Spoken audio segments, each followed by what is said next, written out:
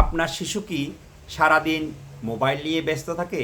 সে কি সারাদিন video games, YouTube, Facebook বা অন্য সোশ্যাল সাইটে সময় কাটাচ্ছে?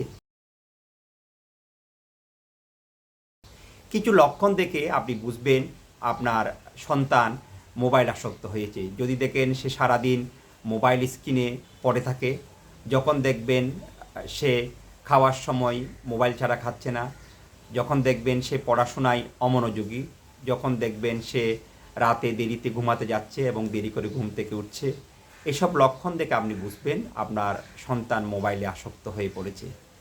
এই আসক্তিটা শিশুর পড়াশোনা এবং বিকাশের ক্ষেত্রে বাধাগ্রস্ত করে।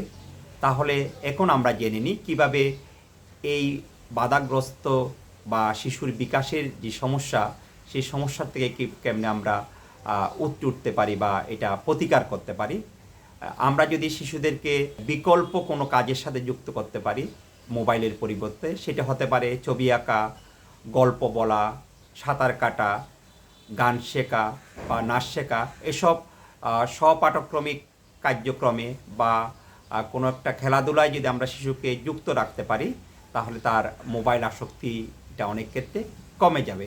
এটা ছাড়াও পরিবারের কিছু নিয়ম যদি আমরা চালু করি, যেমন ধরেন খাওয়ার সময়, ডিনারের সময় বা লাঞ্চের সময় আমরা নিয়ম করে যদি কোনো রকম ডিজিটাল ডিভাইস ব্যবহার না করি, ধরেন যদি আমরা পরিবারের যে কোনো সপ্তাহে যে কোনো একদিন যদি আমরা মোবাইল ব্যবহার থেকে বিরত থাকি এবং শিশুর মোবাইল ব্যবহারের জন্য বা স্ক্রিন টাইমের জন্য যদি আমরা একটা নির্দিষ্ট সময় 30 মিনিট থেকে 60 মিনিট যদি একটা সময় নির্দিষ্ট সময় আমরা নির্ধারণ করি, সেই সময়টা যদি আমরা শিশুদের পাশে থাকি, তাহলে তার মোবাইল আসক্তির জায়গাটা অনেকটু কমে যাবে। তারপরও যদি দেখা যায় আপনার সন্তান মোবাইল ব্যবহার করছে, তাহলে আপনাকে আরও কিছু পদক্ষেপ আপনাকে নিতে হবে। যেমন তার পড়াশোনার জন্য একটা রুটিন করে দেওয়া, কখন সে পড়াশোনা করবে, কখন খেলাধুলা করবে।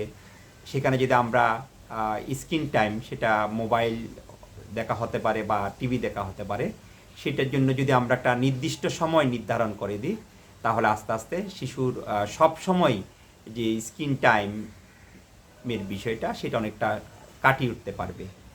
তারপরও যদি দেখা যায় কোনো শিশু তার আসক্তিটা এমন প্রবল জায়গায় পৌঁছে গেছে, তাকে বের করা যাচ্ছে না, তাহলে আমরা একটা টেকনিক আমরা ইউজ করতে পারি। সেই টেকনিকটা হচ্ছে ইএফটি টেকনিক। এই টেকনিকটা যদি আমরা ব্যবহার করি, তাহলে শিশুর মধ্যে মোবাইল ব্যবহারের যেই প্রবণতা, সেটা অনেক ক্ষেত্রে কমে আসবে। আমি একটু দেখাচ্ছি ইএফ টেকনিকটা আমরা কেমনে করতে পারবো। যেমন শিশু যখন এই টেকনিকটা করবে, তখন তাকে সাথে সাথে টেকনিকটা করার সাথে সাথে কিছু বিষয় নিজেকে বলতে হবে। যেমন প্রথমে এই দুটো হাত উঁচু করে ধরবে, এটা হচ্ছে একটা টেপিং টেকনিক, আমি একটু দেখাচ্ছি। এবং 2 আঙ্গুল বা 3 আঙ্গুল দিয়ে যে কোনো একটা জায়গায় ট্যাপ করবে এবং ট্যাপ করার সাথে সাথে সে বলবে, আমি মোবাইল ছাড়া ভালো থাকতে পারি, আমি মোবাইল ছাড়া, অথবা আমি মোবাইল ছাড়া পড়াশোনা করতে পারি। তাহলে আমরা বলবো, আমরা এই ট্যাপিংটা করব, এটা আমরা 5 সেকেন্ড করব, এই হাতে 5 সেকেন্ড করব, অপর হাতে 5 সেকেন্ড করব। যেমন করার সাথে সাথে আমরা বলবো, মোবাইল ছাড়া আমরা ভালো থাকতে পারি। মনে মনে বলবে, মোবাইল ছাড়া আমরা ভালো থাকতে পারি। 5 সেকেন্ড আমরা করব এই হাতে, বাম হাতে 5 সেকেন্ড হয়ে গেলে আমরা ডান হাতে করব এবং বলবো, মনে মনে বলবো, মোবাইল ছাড়া আমরা ভালো থাকতে পারি। এবার আমরা বলবো, মোবাইল ছাড়া পড়াশোনা ও খেলাধুলা করি, এবং এইটা করার সাথে সাথে সে এই জায়গাটাতে ট্যাপ করবে। আমি একটু দেখাচ্ছি, দুপাশে ট্যাপ করবে, এই ভ্রুর দুপাশে। মোবাইল ছাড়া আমরা খেলাধুলা এবং পড়াশোনা করতে পারি, এটা করবে 5 সেকেন্ড। মোবাইল ছাড়া আমরা পড়াশোনা ও খেলাধুলা করতে পারি, এরপর ভ্রু উপরে করবে 5 সেকেন্ড। মোবাইল ছাড়া আমরা পড়াশোনা ও খেলাধুলা করতে পারি, এরপর এখানে করবে, মোবাইল ছাড়া আমরা পড়াশোনা ও খেলাধুলা করতে পারি।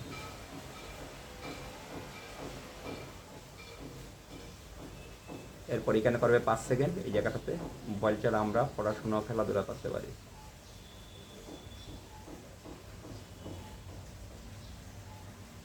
এরপরে এই জায়গাটাতে করবে 5 সেকেন্ড।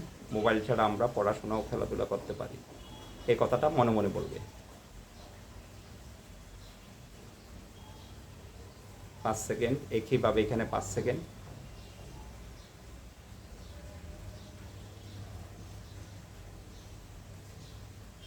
তারপর মাথার উপরে করবে 5 সেকেন্ড। মনে মনে বলবে মোবাইল ছাড়া আমরা পড়াশোনা ও খেলাধুলা করতে পারি।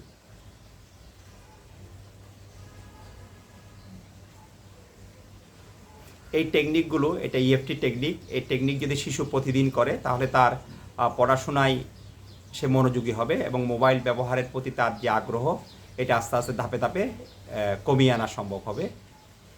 আপনাদের যদি এই ভিডিওটা ভালো লাগে লাইক দিন, কমেন্ট করুন এবং শিশু মনে জানালো চ্যানেলটি সাবস্ক্রাইব করুন। ধন্যবাদ সবাইকে।